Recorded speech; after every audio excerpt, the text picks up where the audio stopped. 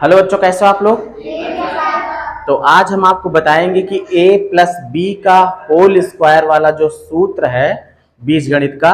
तो a plus B के whole square में आप जानते हैं कि उसमें दो वर्ग होते हैं और दो आयत होते हैं।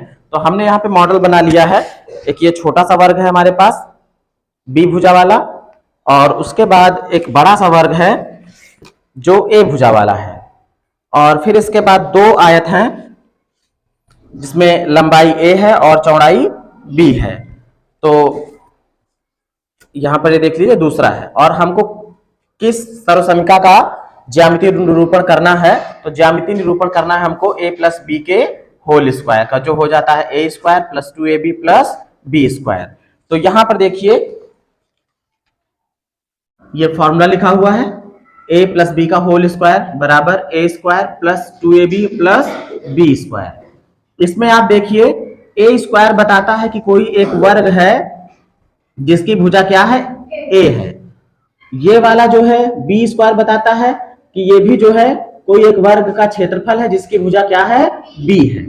यहां पर जो 2ab है ये बताता है कि कोई आयत है जिसकी लंबाई a है लेकिन चौड़ाई b है। अब वो है कितने, क्योंकि देखो ये भी क्षेत्रफल ही है, लंबाई गुणे चौड़ाई तो क्षेत्रफल ही तो हो गया। तो ए बी दो ठी है, कितने हैं, दो ठी, मतलब कि दो आयत हैं जिनकी लंबाई और चौड़ाई क्या है, ए और बी है। तो यहां पर देखिए इसका हमने पूरा चित्र बना दिया है। एक बड़ा सा वर्ग बना हुआ है, और इस बड़े से वर्ग की अगर आप भुजा देखोगे, इसमें ये बड़ी वाली भुजा जो है यहां से यहां तक की, इसमें देखोगे इतना ए है और इतना बी है। मतलब अगर हम कुल इसकी लंबाई बात करें तो इन दोनों को जोड़ लेना, ये तो करेंगे। कहने का मतलब कि यहां से यहां तक जो है, जो यहां से यहां तक वाला है वो कितना हो जाएगा, a प्लस बी। मतलब इसे हम जोड़ते हैं इस लंबाई को, तो ये बनेगा हमारा a प्लस बी। इतनी बात क्लियर है। इधर भी आप देख लो, ये a है इतना और इतना क्या है, b। अगर इस कुल लंबाई को हम ज्ञात करना चाहें तो क्या करेंगे, a और b को जोड़ लेंगे, मतलब ये भी हो जाएगा a प्लस बी। अब देखो लंबाई और चौड़ाई भाई दोनों इसमें बराबर हो रही, ये भी a प्लस बी है और ये भी a प्लस बी है।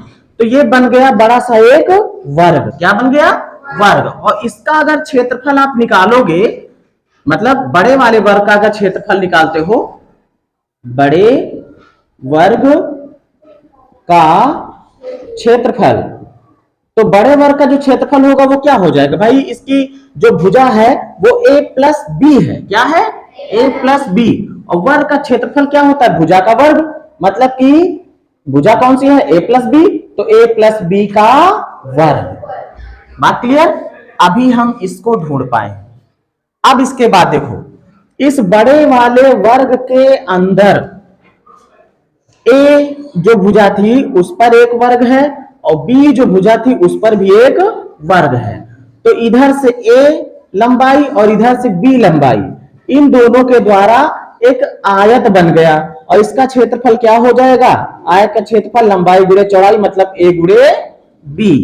इस वर्ग का क्षेत्रफल, क्योंकि इसकी चारों भुजाएं a है, तो इसका क्षेत्रफल हो जाएगा, वर्ग का क्षेत्रफल भुजा का वर्ग, भुजा इसकी a है, तो ये a स्क्वायर हो गया। यहां पर देखोगे ये जो वर्ग बना है, इस वर्ग की भुजा कितनी है, b, तो इसका जो क्षेत्रफल होगा वो क्या हो जाएगा, b स्क्वायर। यहां पर जो आयत है ये लंबाई है और ये चौड़ाई है, तो इसका जो क्षेत्रफल होगा वो भी क्या हो जाएगा, a b, लंबाई गुणे चौड़ाई। अब देखो जो बड़ा वाला वर्ग था उस वर्ग के अंदर ही तो ये सब है, और कहीं जरा सी भी जगह छूटी नहीं है।